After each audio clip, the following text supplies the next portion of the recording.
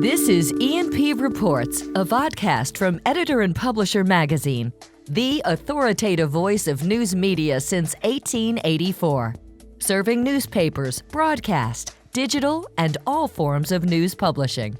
And warm greetings once again, Mike Blinder, publisher of E&P Magazine. As always, we start off by urging those listening to this program on a podcast channel to follow us. Those watching on YouTube, seeing our elderly faces, I'm just kidding, but watching our faces.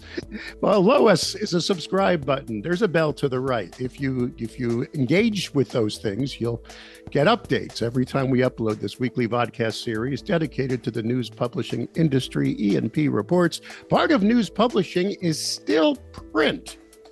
Do I have that right, Matt Paxton? Yes, indeed. There you go. Certainly on the community level. There you go. We don't ignore those legacy presses that still churn out amazing content each and every day. Matt Paxton is the publisher of the News-Gazette in Lexington, Virginia. You're also the past president of the NNA. Those who know it stands for the National Newspaper Association. Matt, thanks so much for joining us. My pleasure. Thank you. Brad Hill. Brad, you are CEO of Interlink, a company that provides services to those that mail product, but you're also the NNA's representative on postal mailing technology. Do I have that right, sir? The Mailers Technical Advisory Committee. I'm one of NNA's representatives, along with Matt Paxton. We work with the Postal Service on technical issues, yes. So there you go. The two gentlemen that I have on this program today and I are going to discuss how the heck to get a printed product through the postal system. Do that right, guys, and do it efficiently and cost effectively? Is that what this is all about? Yes, it is. There you go. We're going to unpack all of that on the backside of this message. This episode of E&P Reports is exclusively sponsored by Blocks Digital, formerly Town News. Even though the name has changed, their commitment to the media industry is as strong as ever. Blocks Digital is now even better positioned to deliver integrated solutions like content management, audience development, advertising revenue, video management, and more. Join the over 2,000 news publishers worldwide that power their ongoing digital transformation with Blocks Digital. Serving over 141 million monthly users who view over 6.5 billion pages of content each year. You can trust Blocks Digital to empower you, to connect you at scale with the community you need to reach. Blocks Digital, formerly Town News, now reimagined to help meet the news publishing challenges of tomorrow and beyond. Learn more at blocksdigital.com. Now, I was warning these gentlemen before the program to treat me like a 3-year-old. And sometimes when I give a speech, Brad and Matt, and I stand, they say, tell us the E&P story. I said to the audience, for 35 years, I was an ad guy. All I did was sell advertising. I did in hundreds of markets as a consultant. Then I turned all the ads over and never fulfilled them. I never printed them. Do you understand? I never manufactured. I just sold them. And so when I took over E&P 4 years ago, I learned something that I never knew in this industry, gentlemen. Maybe you do know this, that paper and postage are expensive. Do I have that? I mean, suddenly I'm producing a printed product and I'm realizing how amazingly cumbersome that can be in the world. That's why some publications, as you both know, have decided to shut down presses. Walter Huston made that amazing choice to give iPads to every single one of his print subscribers years ago in Arkansas. Maybe in Arkansas, you can pull off that feat. The Tampa Bay Times, owned by the Poynter Institute, now only prints one day a week, I believe, and does everything with a digital. I mean, if you make that call, it's great. Some people have been yelling at me when I talk about how hard it is to finance E&P some months, where Robin and I have to put money back into it. They say, just stop printing. And I could save like 20 grand a month. You hear? But printing is still a viable media. Matt, do I have that right? I mean, where's the NNA's position on print? You guys have more print members, I think, than any other association. Yeah, I think that we see that for our membership, which is almost exclusively community papers in more rural areas. The average NNA member has a circulation of 3,000. Right. So it's very small, typically a weekly paper. Right. we believe that we can't survive in a digital only world in our communities. Our readers like getting the print product. They value it and they'll pay for it. And our advertisers, to a large degree, I think, feel the same way. They know that they can use social media, and they do. And they know that they can advertise digitally, both with us and without us. But there is still a value proposition for printed newspapers in smaller communities and in rural areas, particularly areas that have lousy broadband coverage. And that's sort of the archetypical NNA member. Well, let's just keep that on the table for the rest of our dialogue. We will assume that there are human beings that still will get a weekly print newspaper in their hands, read it, and respond to the editorial and the advertising. I mean, which is what we do for a living. So with that being said, correct me if I'm wrong again, treat me like I'm a 3-year-old, but I am on the board of the International Newspaper Group, but that's mostly because we salute the Operations All-Stars. And I follow operations. We have amazing editorial people who cover the area. That there's been a move towards postal delivery from carrier delivery. And Brad, I don't know if you want to address that or Matt, but the reason being, right, it's hard to keep a carrier to deliver papers once a week. Is that true?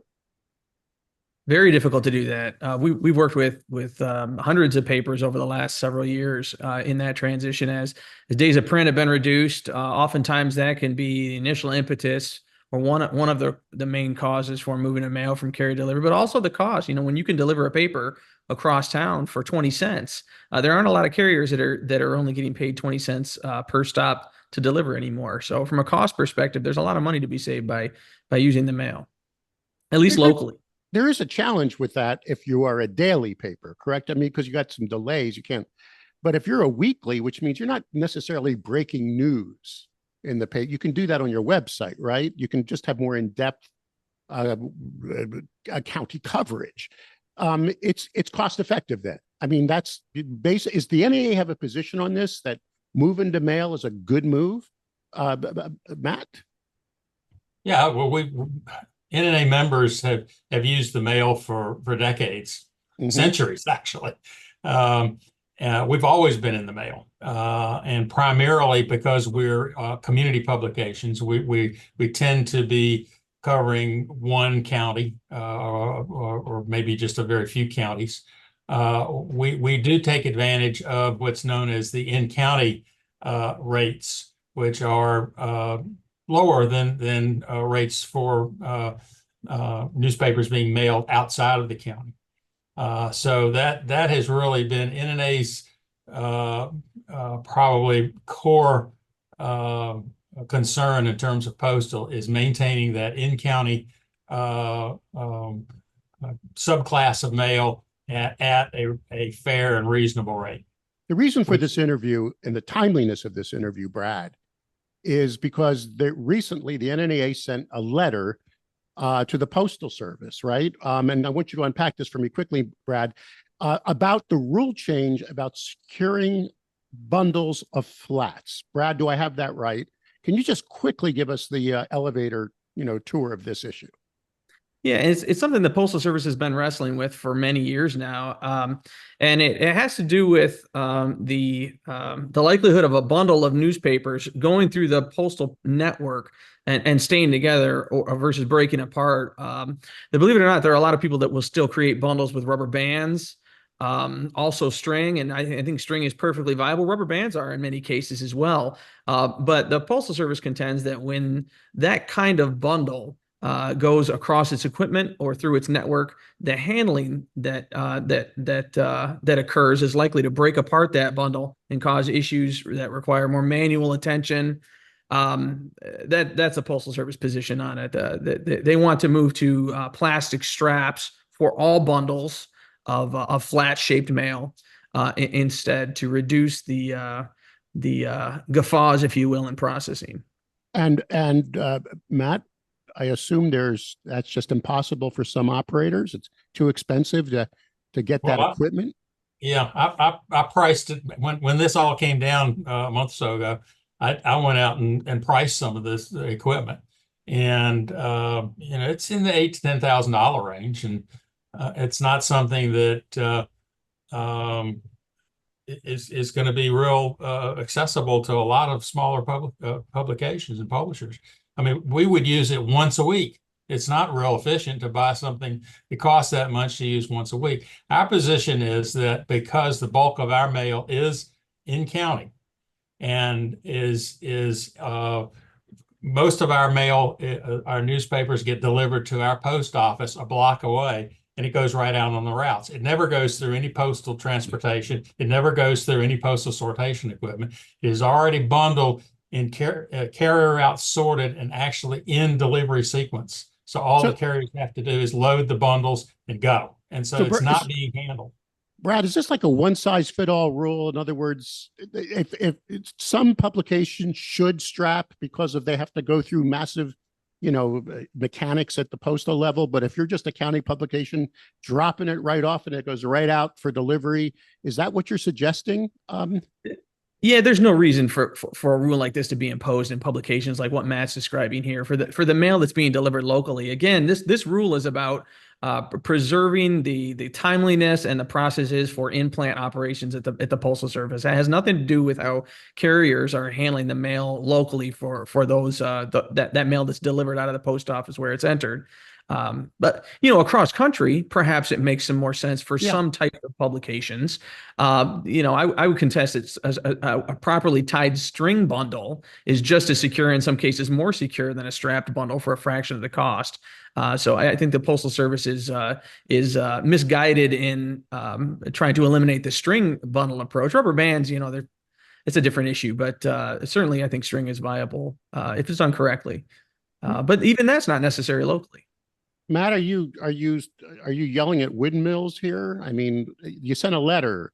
Is that going to? Are you getting any response? Do you feel like that these guys may meet you halfway and sit down with someone like Brad here and your experts and discuss making some modifications, or are you just got fingers crossed now?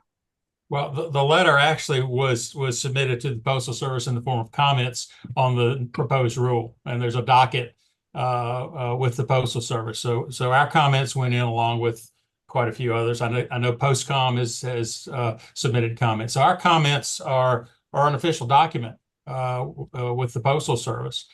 We have had meetings with the Postal Service, and they are understanding of what it is that we're proposing, and we're somewhat optimistic that they might modify the rule to some extent to allow us to continue to use tied bundles for local distribution. Anything that's not going through handling at a sortation center. The other part of the rule involves the use of newspapers that are placed loosely in the flat stubs, the deep tubs that have essentially replaced sacks in newspaper delivery.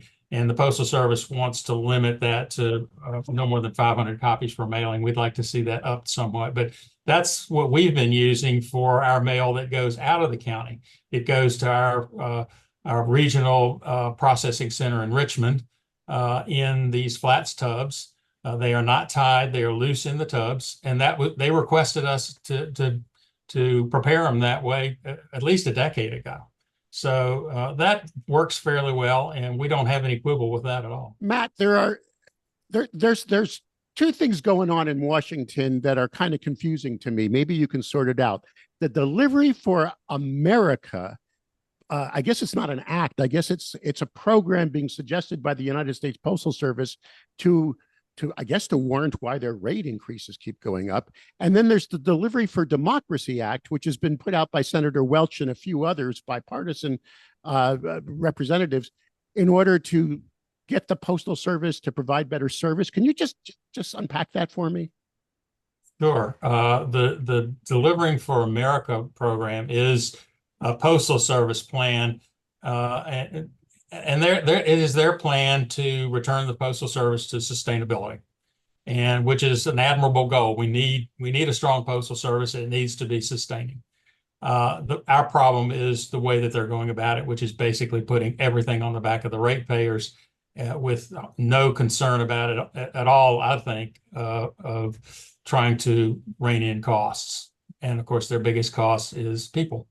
The Delivery for Democracy Act, sponsored by Senator Peter Welch of Vermont and others, is at the heart of it is a requirement that the Postal Service reach their goal of delivering the mail on time 90% of the time, or they are not going to be entitled to these large rate increases. So let's discuss this, the advocacy of the NNA. One of the items that we editorialize on at ENP, and maybe we shouldn't, is that we're an industry that's in dire need of as much support as we can so we can continue to find a sustainable news business model. End of, that's it, period. And we have too many associations. There's just everybody.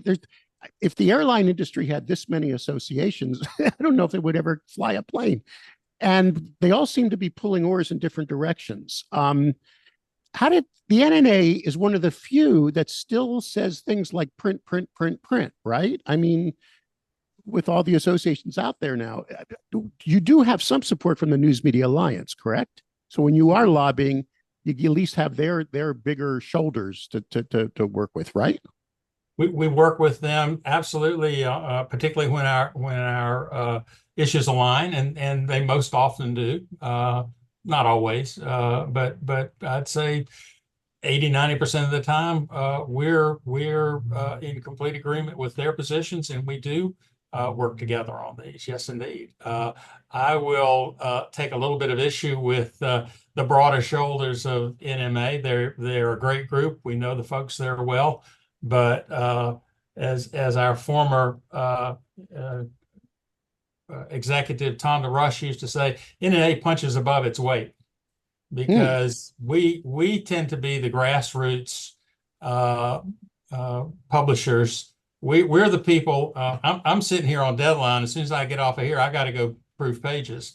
I doubt if there are any executives at Gannett that are proofing pages.